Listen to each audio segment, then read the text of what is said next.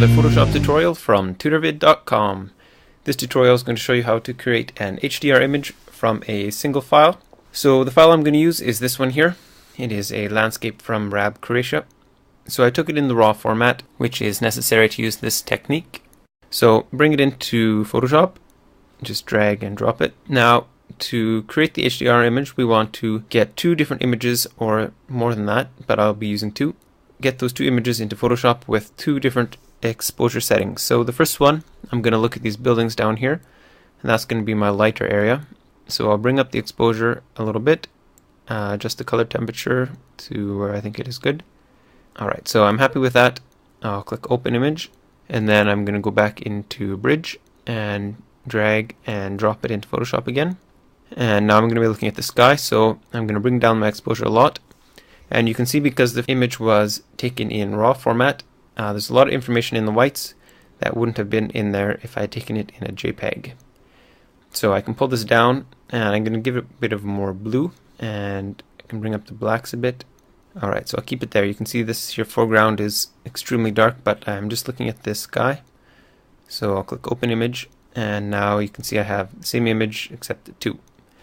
So to get this in the other file, I'm going to copy it all. So up to Select All, or press Ctrl A, and then copy. Go to your other image and paste it in. Now you have them as two layers on top of each other, and create a layer mask. And then for the first step, I'm just going to create a gradient. So go over to the gradient tool, make sure you have white and black. You can press the D button or this here to select the defaults, and then make sure you're on this here foreground to background gradient and your just regular line, and then draw your gradient in the right direction, and you can see the two blended images. Now I have some sort of problems up here, which I'll correct with the patch tool. You'll have to check out a tutorial on that if you're not sure how they work. Alright. And now to adjust the layers individually with curves, I'm going to create a adjustment layer of curves. And now to make it only affect this layer below, or first I'll show you, right now if I make an adjustment, it will affect the whole image. But if I press this here, link down, it'll link to the layer below, and now it will only affect the sky. So that's what I want to do. I'll pull up my highlights a bit and create some good contrast, and then I'll make another curves layer for the bottom area.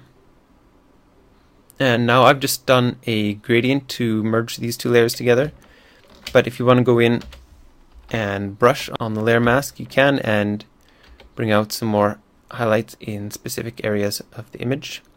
If you're not sure how layer masks work, you can check out a tutorial on those. But if you paint a few specific areas in your layer mask, you can create a nice effect. And to finish things off here, I'm going to create a little bit of a vignette, and maybe I'll bring out this edge a little bit more too, and a little more contrast in the water perhaps.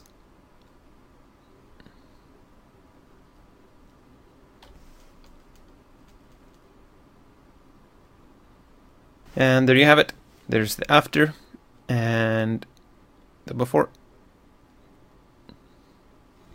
Check out more tutorials on tutorvid.com.